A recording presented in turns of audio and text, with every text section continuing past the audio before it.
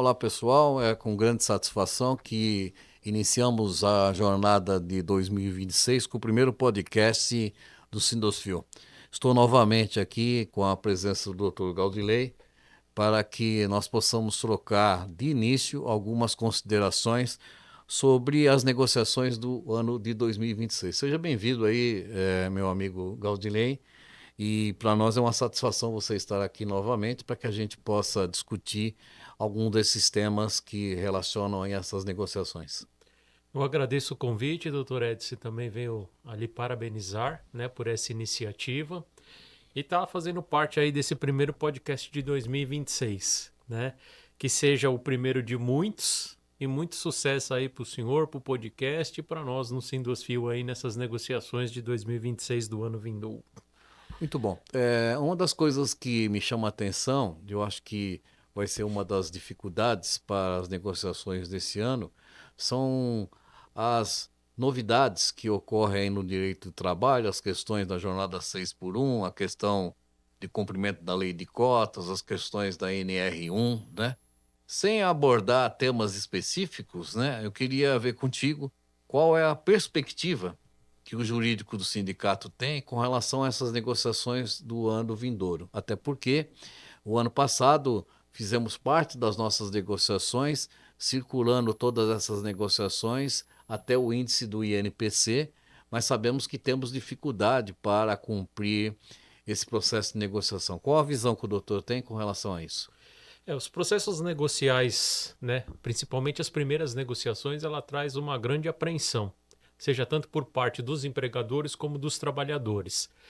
Então a gente já começa com o aumento do salário mínimo nacional. Depois a gente fica naquela expectativa de quanto vai ser o piso estadual de São Paulo.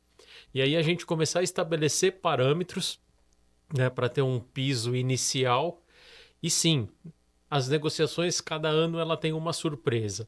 Então, tivemos no ano passado, no ano retrasado, essa novidade dos pisos, né, para a categoria da enfermagem. Sim. Esse ano está vindo muito forte o debate da jornada 6 por 1. Então, assim, ela tem um cunho jurídico e político, né, que vai trazer um grande impacto no setor da saúde, não só no setor da saúde, também como no setor da indústria, outros setores serão atingidos também, né, caso venha até a aprovação dessa lei e o fim da jornada 6 por 1. Também temos aí a grande expectativa, né, dos índices do INPC.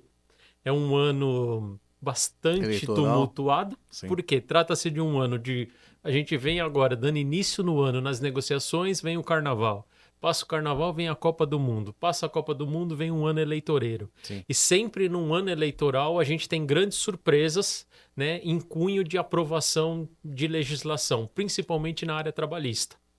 Então, são temas que chamam muito a atenção, né, da política em si, né, porque isso ajuda, né, na reeleição, eleição ou na candidatura, a formar o nome dos deputados, senador, de quem inicia com esses projetos de lei. Então, a gente vai ter, sim, esses percalços nesse ano.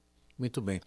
Uma das coisas que chama a atenção, sempre falo isso assim abertamente, inclusive tenho comentado com alguns colegas, essa questão da reformulação da NR1, que todo mundo fala NR1, que a NR1 está reformando. A NR1 não está reformando, ela traz no seu contexto uma nova modalidade de preocupação com os trabalhadores, que é a questão do, do plano de riscos, das questões psicossociais, né?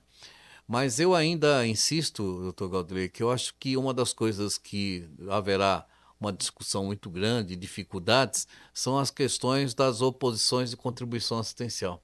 Eu acho que essa questão ainda não está maturada, vamos dizer assim. Há ainda essas interpretações por parte do judiciário e entendemos que parte dos trabalhadores ainda tem essa resistência de ficar na fila dos sindicatos. Eu tive notícias agora recentemente de que um sindicato fechou as portas para os seus respectivos representados fazer oposição. Então isso traz uma série de transtornos para o processo negocial, porque não há uma alternativa sem aquela que diga que o direito do empregado é ter a possibilidade dele autorizar ou não esse desconto, não? Sim, A NR1 é uma novidade, né, que acrescentaram sim o risco psicossocial, simplesmente dando uma janela maior, uma visão maior. Né? Isso já era regulamentado, normatizado, mas parece que algumas doenças virou moda. Então, diante disso, eles resolveram fazer essa reformulação na NR1 e agora fazer essa implementação nas empresas, né, para esse atendimento para os trabalhadores. Também o fato do direito de oposição. Ele ainda não está regulamentado. Então, assim, nós temos uma decisão pendente no Supremo Tribunal Federal em questão ao direito de oposição. E hoje, ao meu ver, com o avanço da tecnologia, eu acho que os sindicatos profissionais eles deveriam de avançar junto. Ou seja, ao invés de dificultar o acesso do trabalhador a se opor à contribuição assistencial, eles deveriam fazer ao contrário, facilitar. Sim. Então, hoje, a visão do Sindosfil, que nós temos até conversado sobre esse tema, é uma visão mais aberta, mais ampla, ou seja, 3 modalidades, presencial, por carta R e Sim, por sim. meio eletrônico. Isso facilitaria muito a vida do trabalhador. Mas, ao invés disso, é como o próprio exemplo que o senhor citou. Os sindicatos, eles dificultam. E no período que o trabalhador mais precisa do sindicato, onde ele vai fazer um direito de oposição, e esse sindicato poderia lhe oferecer os serviços que ele presta, ele simplesmente fecha a porta e abandona o trabalhador. De fato. E isso, assim, tem causado um constrangimento, né? Não para o trabalhador, mas isso para o próprio sindicato profissional, que é onde ali seria o momento dele estar com o seu representado, mostrando o seu trabalho, né? Você fecha uma convenção coletiva de trabalho que envolve o reajuste, dentre outros fatores, né? Que ali tem cláusulas de cumprimento para o trabalhador, para a empresa, para o sindicato. Então ele envolve um grupo, né, muito grande, e ao invés dele demonstrar na negociação coletiva, né, o reajuste que ele teve, o benefício muitas das vezes que ele conseguiu numa cesta básica, num vale-refeição, não, ele fecha as portas para o trabalhador, queimando a sua própria imagem. Sim. Outra coisa que nos chama a atenção, eu sei que parte desse podcast ele se torna público, né? Então Sim. nós queremos, desde já, deixar claro que a questão da publicidade dessas informações não é que nós sejamos contrário à representatividade profissional, pelo contrário, nós aqui estamos na questão de, vamos dizer assim, convencionar normativas, convencionar aspectos que seja bom tanto para o empregado como seja bom para o empregador, para que ambos sobrevivam. Então eu vejo que essa preocupação hoje, nossa, é de sobrevivência, até porque são muitas leis e boa parte do empresariado também está preocupado com a sua sobrevivência. Quiçá as próprias entidades filantrópicas que têm essas dificuldades de repasse. Temos alguma vantagem aqui em São Paulo com relação aos repasses diferenciados no Estado. Mas isso não quer dizer de forma alguma de que não haja necessidade de uma gestão adequada para a sobrevivência dessa gestão de recursos humanos, né? Sim, até mesmo que se não formos parceiros, né, nas negociações, não sobrevive, tanto o sindicato dos empregadores como do sindicato profissional. Então, assim, a gente tenta, né, numa resolução, de uma forma amigável, muitos não entendem dessa forma, né, a gente chegar num denominador comum, que seja bom para o empregador, para o empregado e para os sindicatos. Sim. Eu acho que né, hoje a maioria dos sindicatos eles ampliaram bastante a visão. Eu acho que o Sindosfil conseguiu, ao longo dos anos, ter uma parceria com esses sindicatos profissionais. É uma minoria que a gente ainda enfrenta alguma resistência, Sim. que ainda está naquele sindicalismo antigo, ainda, que hoje em dia isso aí já não traz mais vantagem nem para o trabalhador, nem para o sindicato.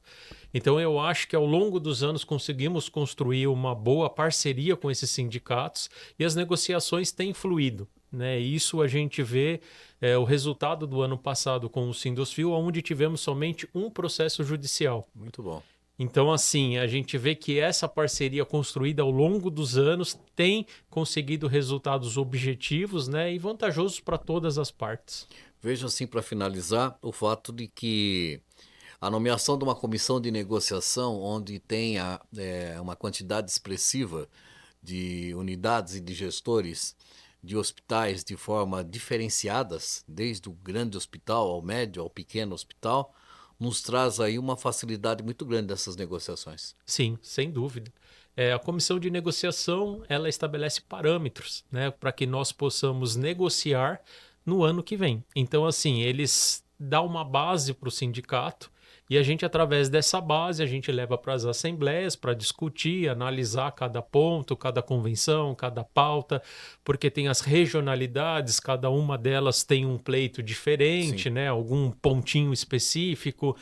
Então, assim, a comissão de negociação que o Sindosfil criou e tem e mantém e faz essa reunião no início das negociações, ela é de suma importância. muito bom.